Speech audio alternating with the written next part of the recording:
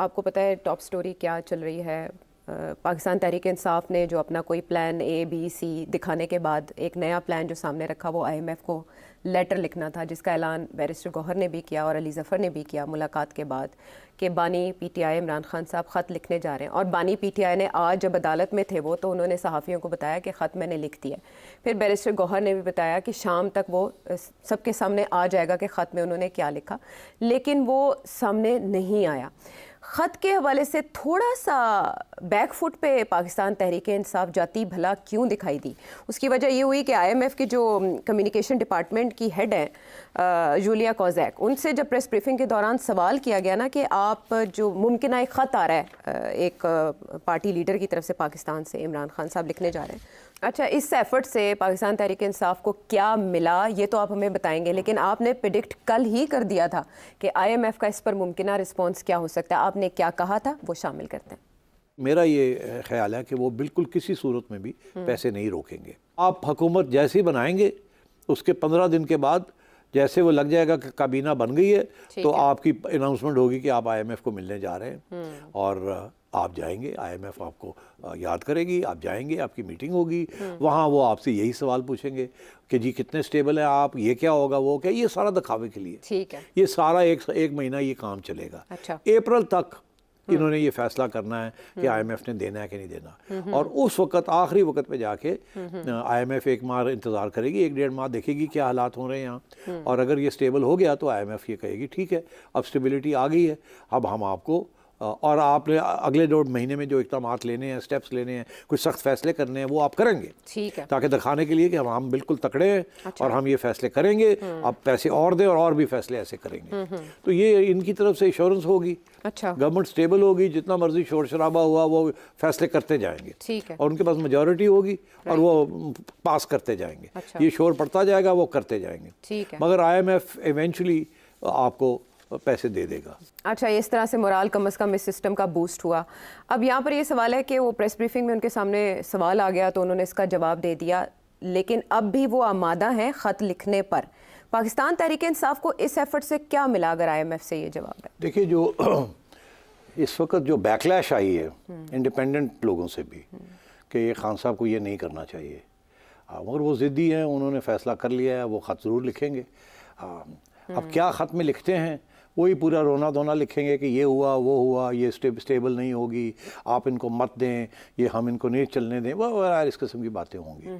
मगर जैसे मैंने आपसे कहा कि IMF ने इसके 2 पहलू थे। IMF ने एक पहलू के ऊपर पहले भी तबसरा किया था, वो बड़े खुश हैं कि जो इंटरिम गवर्नमेंट है ना, वो शहबाज शरीफ साहब की गवर्नमेंट के साथ भी खुश थे और इस वक्त काकड़ साहब की गवर्नमेंट के साथ भी खुश हैं कि इन्होंने वो इक़दाम किए हैं जो वादा किया था। और शहबाज साहब, आपको याद है, बड़ी मुश्किल में से ये पेरिस गए थे, फिर वहाँ जाके उन्हें मनाया था और कहा था फिक्र ना करें, वील डू एवरीथिंग। तो the track record of the last year and half of Shahbaz साहब गवर्नमेंट एंड काकड़ साहब गवर्नमेंट इज़ गुड, और जो एश्योरेंसेस मिले हैं वो इन्होंने निभाए हैं। तो इसलिए IMF का यही कंसर्न है कि इकोनॉमी चलनी चाहिए। They are not concerned about कि जी पॉलिटिकली क्या होता है क्या नहीं होता। और पिछले 16, 17, 18 महीने जो गुजरे हैं, दे बीन प्रीटी स्टेबल। हालांकि अदालतें में लोग घूमते रहे हैं, सब कुछ होता रहा है, बट स्टेबिलिटी फिर भी थी। सो आई थिंक वो ये तवक्को करते हैं कि स्टेबिलिटी फिर रहेगी और they will come on board. तो इसलिए ये जो पिछले माजी का जो ट्रैक रिकॉर्ड है वो अच्छा है। तो अब वही लोग वापस आ रहे हैं, शहबाज साहब और उनकी टीम वापस आ रही है। तो मेरा ख्याल है that is one of the reasons that they feel के ठीक है, let's get on with it. अच्छा, ये बैरिस्टर गौहर ने भी फरमाया कि हम ये ख़त पहले भी लिख चुके हैं और हम ऐसा कोई काम नहीं करेंगे जो मुल्की मफाद के ख़िलाफ़ हो।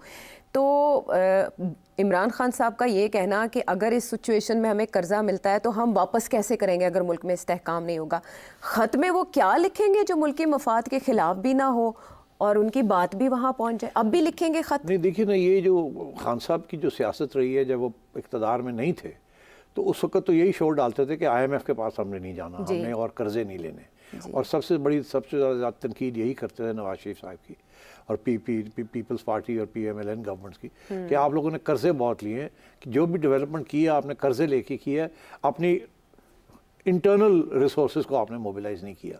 वही टैक्स रेशियो टू जीडीपी वही रहा, 9-10% इससे ऊपर नहीं बढ़ा, और कर्जे बढ़ते जा रहे हैं। इस वक्त कोई total internal and external debt जो है इट्स ह्यूज। इस जितनी आपकी सारी ग्रॉस नेशनल प्रोडक्ट है उससे ज़्यादा आपकी इंटरनल और एक्सटर्नल डेट है इस वक्त। तो ये तो बड़ा ख़तरनाक किस्म की चीज़ है। और आपके स्टेट बैंक के रिजर्व जो हैं देर ओनली अबाउट 8 बिलियन, जहाँ तक ये जो डेट है ये कोई 271-280 बिलियन के करीब डॉलर्स आपकी एक्सटर्नल डेट है, इंटरनल एंड एक्सटर्नल डेट। तो ये this is a huge thing. आप तो खान साहब आप एक तरफ से तो सही कहते थे कि और डेट नहीं लेनी चाहिए, मगर बात ये है कि खान साहब के ज़माने में भी जो डेट बढ़ी है वो बहुत ज़्यादा बढ़ गई थी, और उनका ये था जी हमें डेट रीपेमेंट्स करनी पड़ी। तो जो पहले डेट ली हुई थी उसके हमने कर्जे देने थे, इसलिए हमें और भी कर्जा लेना पड़ा। मगर बात ये है कि 4 साल में खान साहब ने कुछ भी नहीं इकॉनमी के बारे में डेमोन्स्ट्रेट किया, कोई अच्छे इकदाम तो नहीं उठाए, और ना ही ज़्यादा ग्रोथ हुई है। और सो इसलिए खान साहब किसी पोजीशन में नहीं है मईशत की बात करने के, और इसलिए उनकी जो भी खत होगा, जो भी बात करेंगे उसमें वजन नहीं होगा। और IMF कोई बेवकूफ़ लोग तो नहीं है, वो तो समझते हैं इस चीज़ को। हाँ, तो खान साहब ने तो प्राइवेटाइजेशन भी कोई नहीं की, और IMF का बहुत बड़ा एजेंडा है ये प्राइवेटाइजेशन का कि आप ये करें। सर्कुलर डेट नहीं रिडक्शन की, कुछ नहीं। तो खान साहब का track record is very bad. हाँ, शहबाज साहब ने और काकड़ साहब ने आके जो कुछ किया है कम से कम टाइट किया। अब उसमें वो आवाम तो नाराज़ हो गई, मगर IMF खुश है। और पैसे आपने IMF से लेने आगे बढ़ने के लिए। बिल्कुल, उन्होंने ब्रीफिंग में ये सारे सेटिस्फैक्ट्री पॉइंट्स बताए हैं, इस गवर्नमेंट के भी और लास्ट के भी। अच्छा, इमरान खान साहब के दौर में तो हालांकि कहा जाता था हफीज़ पाशा साहब और रज़ा बाकर साहब IMF के कहने पर ये पॉइंट किए गए, लेकिन फिर भी वो वैसी परफॉर्मेंस नहीं दे पाए जैसी रिक्वायर्ड थी असद उमर साहब को रिप्लेस करने के बाद। अब यहाँ मगर आयशा तुम्हें याद है असद उमर साहब पहले आए तो उन्होंने कहा कि हमने IMF के पास नहीं जाना। फिर उनकी छुट्टी हो गई और किसी और एक साहब और आगे बैठा, हफीज़ शेख साहब आए थे जी, उसके बाद तो हफीज शेख साहब तो फिर उन्होंने कहा हमने जाना है। फिर उनकी छुट्टी हो गई तो शौकत तरीन साहब आ गए, आजमाए हुए लोग आए ना, वो आ गए। उन्होंने कहा जाना भी और नहीं भी जाना। और फिर उसके बाद उन्होंने एक ऐसा हरकत की कि वो आपको याद होगा जिसकी जिक्र हमने कल किया कि IMF को आप कहें कि मत दें, ये ना करें। याद है? बिल्कुल बिल्कुल। और अब वो खबरों की जीनत भी बन रहा है। आज सभी वही क्लिप्स चला रहे थे जिस पे आपने बात कर ली थी कल, और कॉल भी आपने कर ली थी। तो खान साहब का track record is not good. But इस तरह की हलचल पैदा करके खान साहब की सियासी स्पेस मजीद श्रिंक नहीं होगी? देखिए, स्पेस उनकी ऑलरेडी बड़ी स्ट्रॉन्ग है, और जितनी ये IMF प्रोग्राम को फॉलो करेंगे मजबूरी के तहत, उतनी इनकी पॉपुलैरिटी गिरेगी। इसमें तो अब शक ही कोई नहीं। हम तो कब से मैं ये कह रहा हूँ, मेरा तो मौक़िफ़ यही रहा है कि अगर IMF का प्रोग्राम करना है और करना है in the national interest, because अब दाने मुग्गे ने जिसने भी मुकाए हैं सब ने मिल के मुकाए हैं ना। सिर्फ एक नून लीग ने नहीं, या पीपल्स पार्टी ने नहीं, या PTI ने नहीं, या एस्टैब्लिशमेंट में नहीं, या आपके सरमायादारों ने नहीं, सब ने मिल के दाने मुका दिए, खा पी गए सारे मिल के। अब आवाम के लिए कुछ नहीं रहा, तो अब कर्जे लेने पड़ रहे हैं, पुराने कर्जे देने के लिए। तो ये तो इसमें तो सब सारी जो हमारी रूलिंग जेंट्री है ना, रूलिंग क्लास इज रिस्पॉन्सिबल।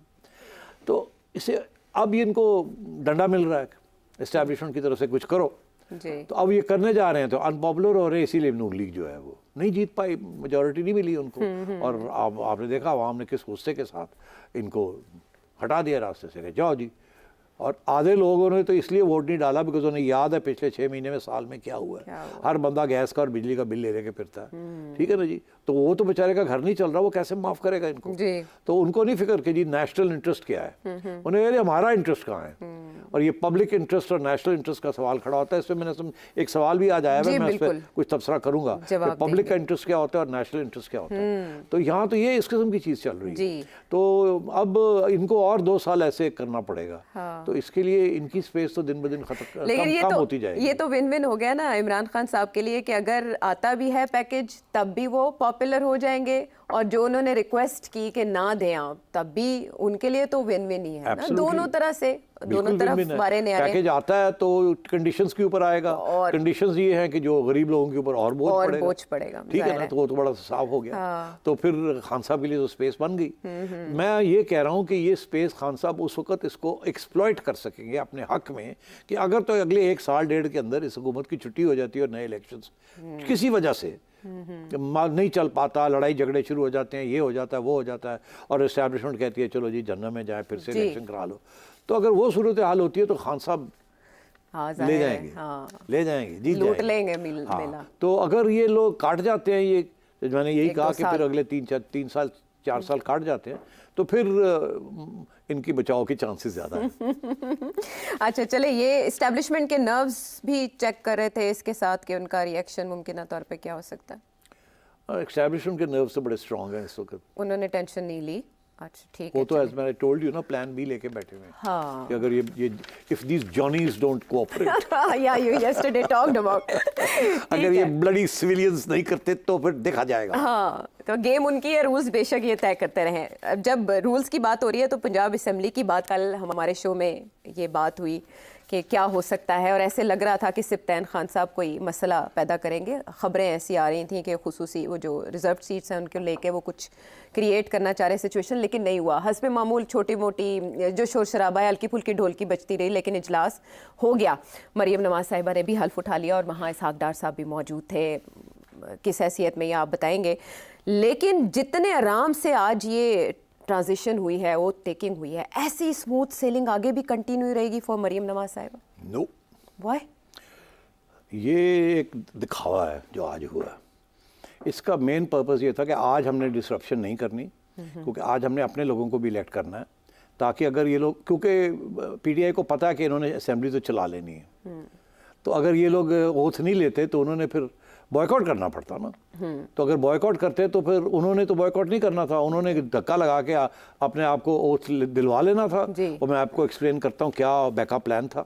और उसके बाद फिर पीटीआई बाहर बैठी रहती जी, तो फिर तो वो उनके लिए कोई रुकावट ही नहीं होनी थी। अच्छा। इसलिए पहला कदम जो पीटीआई ने लिया है कि जी सारे पहुंचो, सारे ओथ ले लो, ताकि हम भी असेंबली में बैठ जाएं, ताकि अगर ये कुछ गड़बड़ करने की कोशिश करे तो कम से कम शोर शराबा करने रेजिस्ट के कर लिए सकें, हम अपनी प्रेजेंस अब दिखा सवाल सकें। ये है कि कल क्या होगा, यही सवाल है। जी, बिल्कुल। आप समझते हैं या लोग समझते हैं कि स्मूथ सेलिंग हो जाएगी अब। अच्छा, अब मैं समझता हूँ कि इतनी स्मूथ सेलिंग शायद ना हो। अगर हो जाती है तो बहुत अच्छी बात है, मगर मुझे लगता है पीटीआई के ट्रैक रिकॉर्ड से कि स्मूथ सेलिंग शायद ना हो। अच्छा, अब सवाल यह है कि क्या स्पीकर साहब जो है वो क्या कर सकते हैं, कैसे स्मूथ सेलिंग ना हो। कैसे? एक तो ये है कि वो कोई ना कोई एक्सक्यूज़ बना के, कोई ना कोई हंगामा करवा के, एक्सक्यूज़ करवा के, और वो प्रोक कर दें, मुलतवी कर दें असेंबली का सेशन। ठीक है। अगर वो मुलतवी कर देते हैं तो स्पीकर के, अगर स्पीकर नहीं होगा कोई तो अगला स्पीकर कैसे इलेक्ट होगा, ये सवाल खड़ा होता है। ठीक है, तो और वो उठ के चले जाएं। डिप्टी स्पीकर है नहीं, डिप्टी स्पीकर नहीं है तो इसको फिर कौन कंटिन्यू करेगा इस चीज़ को।